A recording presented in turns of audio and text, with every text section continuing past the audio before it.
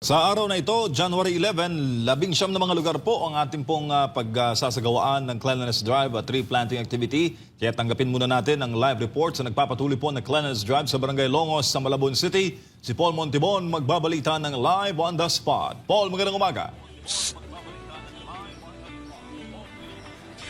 Magandang umaga mga kapartner Admar and MJ. Isang makakalikasan na umaga para sa lahat po ng mga kababayan natin mula Luzon, Visayas at Mindanao. Another week na naman na tayo ay magbibigay ng inspirasyon sa mga kababayan natin lalo-lalo na sa pagmamahal sa ating inang kalikasan at kapaligiran. Bitbit yan sa ilalim ng Kalinisan Tatag ng Bayan program sa ilalim pa rin ng pangasiwa ng Sunshine Philippines Movement sa panguna ng ating pinakamamahal na Pastor Apollo C. Quiboloy. Abay, ready na at kanina pa nagsisimula itong mga kapartner natin, mga volunteers at mga kasamahan dito mismo sa Barangay Longos, Malabon City dahil marami ang area na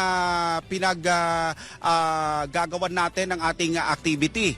Ito nga, yung lugar ko ngayon ay nandito ako sa tinatawag na Pinagsabugan Creek ng Malabon ng Barangay Longos dito sa Malabon City. At ito na nga, unti-unti na nagsisimula na tayo sa paglilinis itong mga nakakalat ang mga basura dito sa gilid natin. At kuya, ano na ba yung mga nakuha natin ng mga basura dito?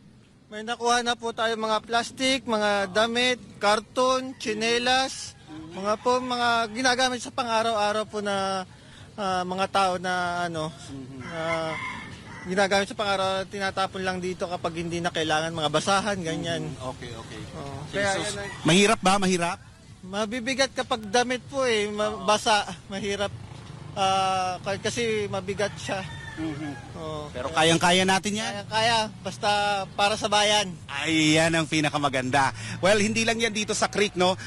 Yung area natin para sa paglilinis. Dahil yung kabila naman ay sila naman ay nagpupulot ngayon ng mga basura dyan sa daanan na yan. So, unti-unti din yan na pinaghahakot na ang mga sira na mga plastic o ano pa man, mga dahon at iba pa na klase ng mga basura na pinagkakaisahan ngayon ng ating mga kababayan, mga volunteers ng Sunshine Philippines Movement, members ng KOJC at syempre mula mismo sa iba't ibang sektor kasama na mismo ang taga-barangay Longos dito sa Malabon City at mga kapartner. So maya-maya lang, kanina ay talaga namang nagpasalamat mismo in behalf sa barangay, ay nagpasalamat din ang representative ng Barangay Kapitan Angelica dahil sa inisyatiba na ito na tinungo natin, nakipag-isa tayo, nakipag-ugnayan sa kanilang lugar para ipakita ang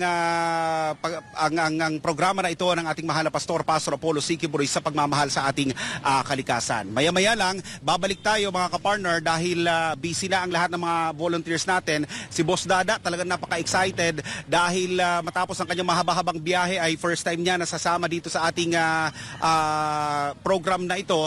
At kanina ay nakuhanan na rin natin si Boss Dada na talaga nang naghahakot na ng mga basura. At marami pa ang ating ibabalita sa inyo. Lilipat tayo sa ibang lugar pagkatapos lang ng ulat na ito dahil mahaba-haba ang stretch. Bagamat hindi ito nasa kalahati o mahigit sa isang kalahating kilometro ang haba ng creek na ito at kakayanin naman sa tulong-tulong ng sa pagkakaisa ng mga volunteers natin dito sa lugar mga kapartner. So yan na muna yung update natin at kailangan natin ibalik ang ganda ng Malabon City, iba't ibang lugar dito sa Malabon City dahil sa pananaliksik ko ay ito pala ang tinatawag na Venice of the Philippines.